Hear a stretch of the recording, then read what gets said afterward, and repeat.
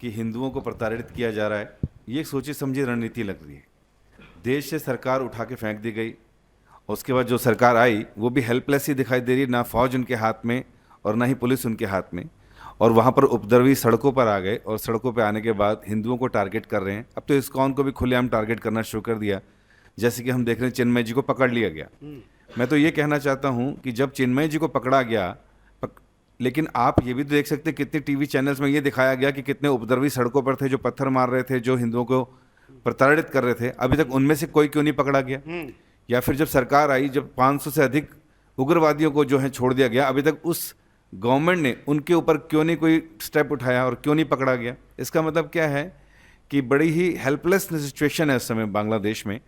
और बांग्लादेश सरकार से हमें बहुत ज़्यादा आशा नहीं है, लेकिन जितना हमारे अधिकारियों ने बताया है कि सरकार कुछ मंदिरों में उन्होंने अपनी फौज भी भेजी है, पुलिस वालों को भी भेजा है और रक्षा दे रही है।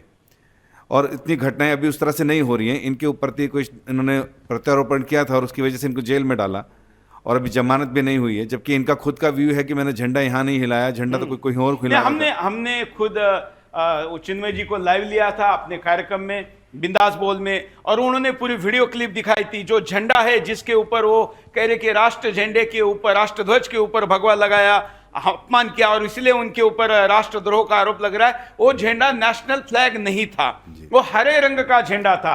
हरे रंग का झंडा मतलब जिसपे चांद तारा होता है, वो झंडा होता है मुस्लिम लीग का, भारत का विभाजन करने वाले मुस्लिम लीग पार्टी का झंडा होता था। हरे रंग चांद तारा भारत में भी आज कई जगह पर दिखता है ना। वो इस्लाम का ध्वज है, इस्लाम का झंडा तो काले रंग का है जिसके ऊपर कलमा लिखा होता है। ना बांग्लादेश का है ना इस्लाम का है, लेकिन फिर भी उनके ऊपर आरोप लगाया गया।